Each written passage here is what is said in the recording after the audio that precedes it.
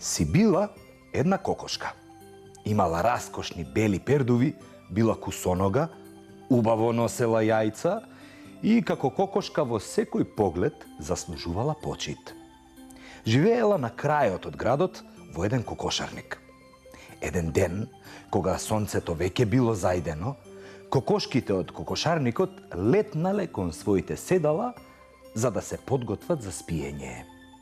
Кокошката со белите пердуви, пред да си легне, почнала да се чисти со клунот. Во еден момент и паднал еден пердув. Ете го, отиде, Рекла таа. колку што повеќе се чистам, станувам се поубава. Таа го рекла тоа онака на шега, зашто меѓу кокошките била позната како весела кокошка. Откако го рекла тоа, заспала. Во кокошарникот било темно. Седеле кокошка до кокошка, но таа, што седела најблиску до белопердувестата кокошка, не спиела. Таа и ја чула и не ја чула, но сепак морала да ја каже на својата соседка. Чули што се зборува овде? Не сакам никого да спомнам, но овде има една кокошка што сака да се искубе за да изгледа поубаво. Кога би била јас петел, јас би ја презирала. Токму над кокошките си живеел еден буф со своето семејство. Сите во ова семејство имале добри уши и го слушнале секој збор што го изговорила кокошката од соседството. Сите свртеле со очите, а мајката буф замавнала со крилјата.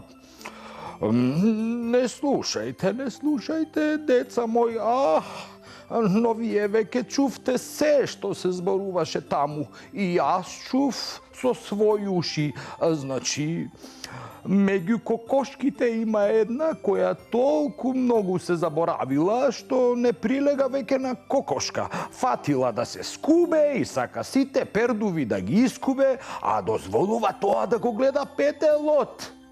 На ова нервозно одговорил таткото буф. Внимавајте заради децата, тоа не е за детските уши. Сепак, ќе и кажам на мојата пријателка буф од соседството, таа заслужува секаква почит, рекла мајката буф и летнала. Двете жени буфови го правеле муабетот токму покрај еден гулабарник. Слушнали, пријателке, една кокошка си ги искуба сите пердуви заради петелот. Па, таа ќе замрзне ако веќе не замрзнала, раскажувала мајката буф. Гулабите љубопитно прашале. Каде? Мајката буф брзо одговорила. Во соседниот двор, видов со своји очи. Ова е навистина незгодна приказна, ама е сосема точна. Верувајте во секој збор. Гулабите слушнале што слушнале и веднаш загугуткале во гулабарникот.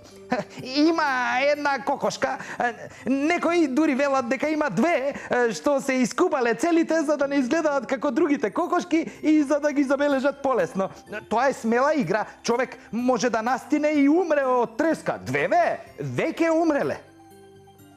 До гулабарникот имало голем кокошарник, па гугањето го слушнал петелот и иако очите уште му биле сонливи, силно закрескал. Разбудете се! 3 кокошки умре од несрекна љубов. Кукурику! Си ги искуба сите своји пердуви. Тоа е страшна приказна. Нема да ја задржам за себе. Нека оди понатаму. И лилјаците запискале, и кокошките закокодакале, и петлите закрескале. Нека оди понатаму! Така, приказната се ширала од еден кокошарник до друг, па најпосле стигнала до местото од каде што всушност тргнала. Велат дека има 5 кокошки што се искубале целите. за да покажат која од нив најмногу ослабнала поради несрекната љубов, па потоа меѓу себе се исколвале и се раскрвавиле и паднале мртви. За жал и срам на своето семејство и голема загуба за својот собственик.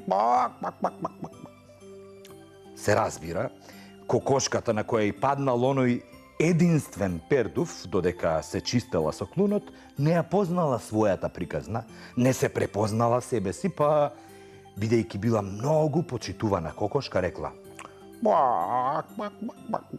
Се срамам од таа кокошка, но ги има многу такви. Вакви приказни не смеат да се премолчат и се ке направам оваа приказна да излезе во весник, за да ја чујат сите. Тоа го заслужиле и кокошките и нивното семејство. И тоа излегло во весник. Ете така.